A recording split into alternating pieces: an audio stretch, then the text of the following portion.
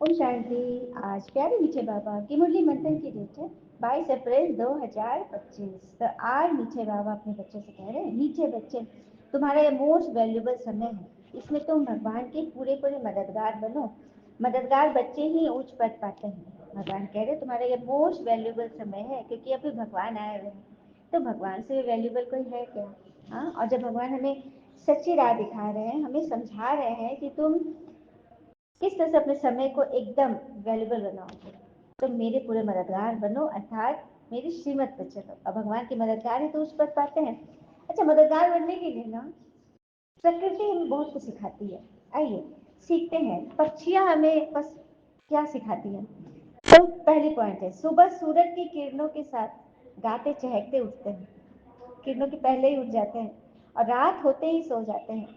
शाम होने के बाद कुछ खाते नहीं हैं, रात को कहीं घूमते नहीं हैं, अपने बच्चे को सही समय पर घर ले आते हैं, हमेशा मीठी बोली बोलकर सबको जगाते हैं, कभी ठूस ठूस कर नहीं खाते, अपना काम हमेशा करते रहते हैं, बीमार होने पर खाना छोड़ देते हो, ठीक होने पर ही खाते हैं। कितनी बड़ी बात है, कितना सुंदर लेसन है ना, कि हमें पक्षियों से भी सीखने को मिलता है। इंसान ना हर एक से कुछ ना कुछ सीख सकता है।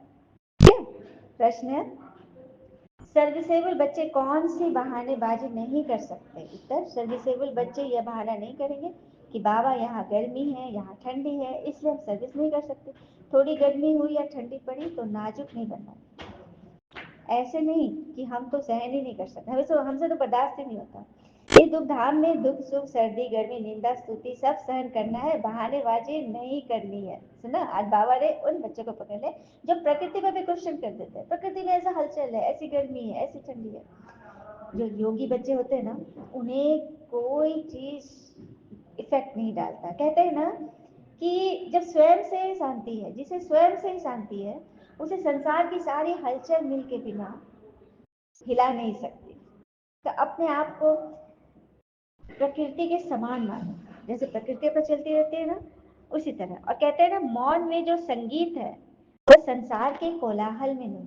तो अपने आप को अंतर्मुखी बनाओ, मौन हो जाओ, भगवान से बातें करो, प्रकृति पे कोई दोष न लगाओ, बहानेबाजी मत करो, निंदा स्तुति गर्मी सर्दी हर एक चीज में ना समान रहना। अपनी शांति जो बचा के रखता है ना, वही सबसे बड़ा शांति के सागर से पढ़ने वाला बच्चा है, उनके नियम पे चलने वाला बच्चा है।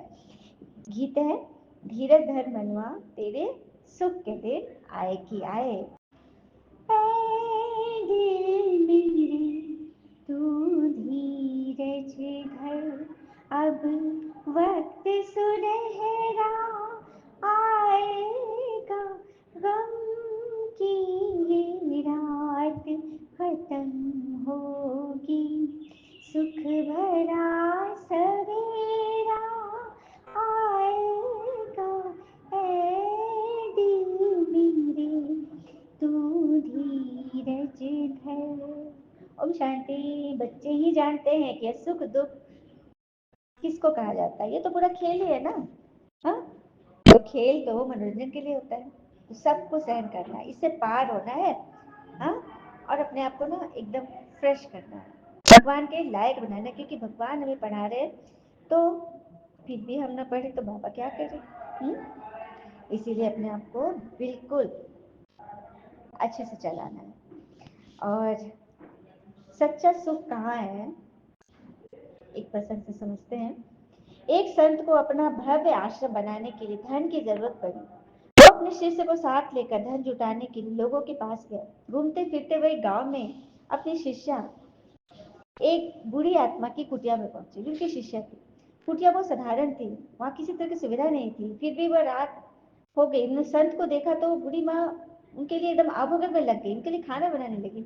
खाने के बाद संत ने सोने के लिए माँ से एक तख्त पर दरी बिछा दी, संत के सोने के लिए माता ने, और तकिया दे दिया। खुद वह जमीन पर एक टाट बिछाकर सो गई। थोड़ी देर में वो गहरी नींद सो गई, लेकिन संत को नींद नहीं आ रही थी। वह दरी पर सोने का आदी नहीं था। अपने आश्रम में सदा मोटे गद्दे पर जो सोते थे, संत सोचने लगे, जमीन पर टाट बिछाकर सोने के बावजूद इसको गहरी नींद आ रही है, और मुझे तख्त पर दरी के बिछौने पर भी नींद क्यों नहीं आई? मैं तो संत हूँ, सैकड़ों का मार्गदर्शन करता हूँ, यह एक साधारण बूढ़ी माता। यह बात उसको पचा नहीं, देर तक माथा मथती रही, उसके दिमाग में चलता रहा। सोचने लगे, एक दिन यहीं रुकता हूँ, देखता हूँ ये ऐसे कौन सा मंत्र जानती है कि ऐसी अवस्था में भी एकदम टाट पर भी सो गई चैन से। सुबह जल्दी उठकर बूढ़ी माँ ने अपने हाथ से कुटिया की सफाई की और चिड़ियों को दाना खिलाया, गाय को चारा दिया, फिर सूर्य को जल अर्पण दिया, पौधों को सींचा, गुरु को प्रणाम किया, कुछ देर बैठकर भगवान का नाम स्मरण करने लगी। आंगन से तरकारी तोड़कर भोजन बनाया, गुरु को प्रथम भोजन करवाकर आप ग्रहण किया अपने आप। दिन में आस पड़ोस की बच्चियों को बुलाकर उन्हें हरी कथा सुनाई, हरि भजन का ज्ञान दिया। फिर संध्या पूजन, रात को पुनः सादे भोजन का प्रबंध, सोने की तैयारी। गुरु सोचने लगे, आज फिर नींद नहीं आएगी क्या? पूछ ही लो कि क्या रहस्य है। संत ने पूछा, माँ तूने मेरे लिए तो अच्छा बिछोना बिछाया, फिर भी मुझे नींद नहीं आई, जबकि तुम तो जमीन पर गहरी नींद सो गई। क्या तुम्हें धरती की कठोरता नहीं सताती? क्या ये चिंता नहीं होती कैसे अपने लिए अच्छा भोजन का, नरम बिछावन का प्रबंध करूं? इसका कारण क्या है? वह बोली, गुरुदेव जब मैं सोती हूँ तो मुझे पता नहीं होता कि मेरी पीठ के नीचे गद्दा है या टाट। उस समय मुझे आपके वचन अनुसार दिन भर किए गए सत्कर्मों का स्मरण करके ऐसा अद्भुत आनंद मिलता है कि मैं सुख दुख भूल कर परम पिता की गोद में सो जाती हूँ, इसलिए मुझे गहरी नींद आती है। संत ने कहा, मैं अपने सुख के लिए धन एकत्रित करने निकला था, यहाँ आकर मुझे मालूम हुआ सच्चा सुख भव्य आश्रम में नहीं बल्कि संतोष में और गरीब की इस कुटिया में है। तो मन को बनाइए गरीब, किसी चीज की लोभ लालच में मत पड़िए। कहते हैं ना कि कुछ युक्ति है, लोभी को ना कुछ वस्तु देकर खुश कर सकते हो, शक्तिशाली के आगे हाथ जोड़कर नहीं नहीं, हम आप ही सही, हम ही गलत, पीछे हो सकते हो। क्रोधी को मतलब क्षमा मांग कर सकते हो। मतलब लोगों की ये प्रवृत्ति है, जिस आत्मा को जो चाहिए बस उसको दे दो और अपने मन को शांत कर लो। मूर्ख को सम्मान दे करके, उसको सम्मान दे दो ना तो बड़ा खुश होता है। और विद्वान को सत्य बात बता के, सत्य पिता से मिलाकर, तो मिलाना है ना सभी को। बाबा कहते हैं, तुम यह रूहानी पढ़ाई पढ़ते हो राजाई लेने के लिए, तुम्हारा धंधा ही है, काम धंधा ही है बस सेवा करना। जिस्मानी विद्या तो काम नहीं आनी है, शरीर से जो पढ़ रहे हो, वो तो एक जन्म ही आएंगे और ये तुम्हारा अंतिम जन्म भी है, तो इस रूहानी धंधे में लग जाना चाहिए। बाबा तो विश्व का मालिक बनाते हैं, विचार करना चाहिए कौन सी पढ़ाई में लग जाए। वह तो थोड़े डिग्रियों के लिए पढ़ते हैं और तुम तो पढ़ते हो राजाई के लिए, सोने हीरे जवाहर के महल में जाने के लिए। कितना रात दिन का फर्क है। वह पढ़ाई पढ़ने से भुगरे चने ही मिलेंगे, हाँ, ये नकली नोट, पत्थर, चने, वो भी कितने मिलेंगे, हाँ। और किसका शरीर छूट जाए पढ़ते पढ़ते तो वो भी गया। लेकिन यह कमाई तो साथ चलने की है, ठीक है। तो पहले हम पूरी अपनी कमाई तो ले लेवे।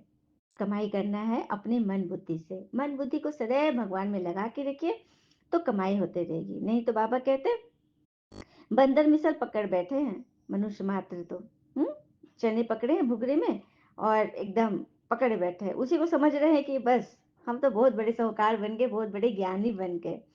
अब तो तुम तो रत्न ले रहे हो, हाँ, तो इन भुगरों से ही, इन छोटे मोटे मान शान से ना ऊपर उठ जाओ, मत इच्छा रखो। ये सब तो खाक हो जाना है। अच्छा, मीठे मीठे बच्चों प्रति भगवान की नमस्ते, हम बच्चों के भी प्यारे बाबा को नमस्ते। धारणा के लिए मुख्य सार, पहले पॉइंट, रूहानी पढ़ाई पढ़नी और पढ़ानी है। अविनाशी ज्ञान रत्नों से अपनी मुट्ठी भरनी है, चरणों के भोगड़े के पीछे समय नहीं गंवाना है। दूसरी पॉइंट, अब नाटक पूरा होता है इसलिए स्वयं को कर्म बंधनों से मुक्त करना है, स्वदर्शन चक्रधारी बनना और बनाना है। कर्म बंधन पे एक बात बताना चाहूंगी।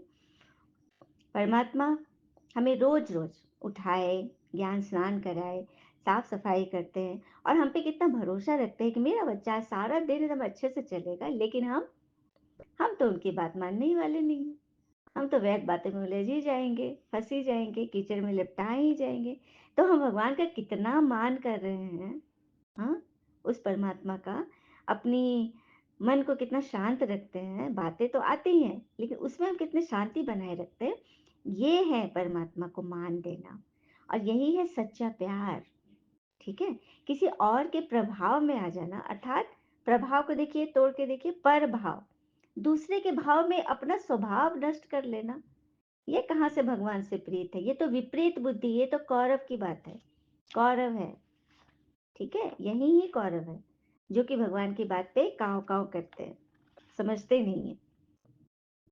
ये है, हर तरह का बंधन से मुक्त हो, अपने विचारों के बंधन से मुक्त हो जाइए, स्वदर्शन चक्रधारी बनिए और बनाइए। मदर फादर को फॉलो कर रजाई पद का अधिकारी बनो। वरदान है, संकल्प को भी चेक कर, व्यर्थ के खाते को समाप्त करने वाले श्रेष्ठ सेवाधारी भव।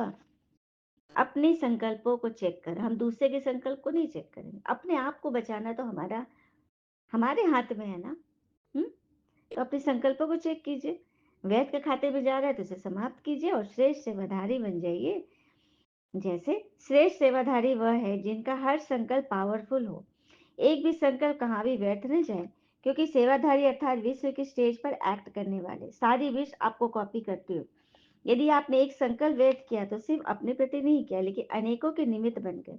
इसीलिए व्यर्थ के खाते को समाप्त कर श्रेष्ठ सेवाधारी बन। एक संकल्प यदि आप फालतू में, अशांति में ले गए, व्यर्थ में चले गए, तो आप एक संकल्प का कई वर्ष गवा दोगे, सारी कमाई लुटा दोगे, जो आपने अब तक थोड़ा मोड़ा भी भुगरे के जैसा ही कमाया होगा वो सब गवा दोगे।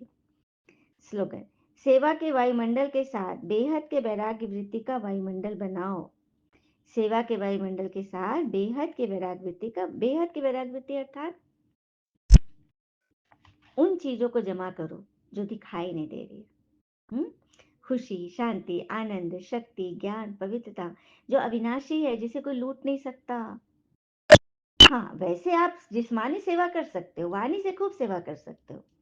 हाँ, अगर वैराग्य वृत्ति नहीं है, अपने मन को नहीं संभाला, अपने आप को नहीं ढाला श्रीमत पे, तो आप वाणी से तो सेवा कर सकते हो, लेकिन विश्व परिवर्तन नहीं होगा, क्योंकि स्व परिवर्तन ही नहीं है तो विश्व परिवर्तन कहाँ से होगा। इसलिए वायुमंडल बनाना है, प्रकृति को सकाश देना है, तो अपने मन को पहले सकाश दो, उसे बचा के रखो। कंबाइंड स्वरूप की स्मृति की आज की पॉइंट है व्यक्ति शादी में, संगम युग है ही कंबाइंड रहने का युग। बाबा से अकेले मत होना, सदा के साथी हो, सदा बाबा के साथ रहना अर्थात सदा संतुष्ट रहना। हम्म तो संतुष्ट रहना और संतुष्ट, दो भुजा वाले के आधार मत बनाना, उसके पीछे मत पड़ना, बल्कि हजार भुजा वाले को सदैव देखते रहना, सूरजमुखी के फूल की तरह, अपने सूर्य की तरफ। ठीक है। ओम शांति। शुक्रिया बाबा, शुक्रिया बाबा के प्यारे प्यारे बच्चे। आप सबका जीवन सदैव सुख, शांति, समृद्धि, सफलता, संतुष्टता सदा भरपूर रहे और भरपूर करे। ओम शांति।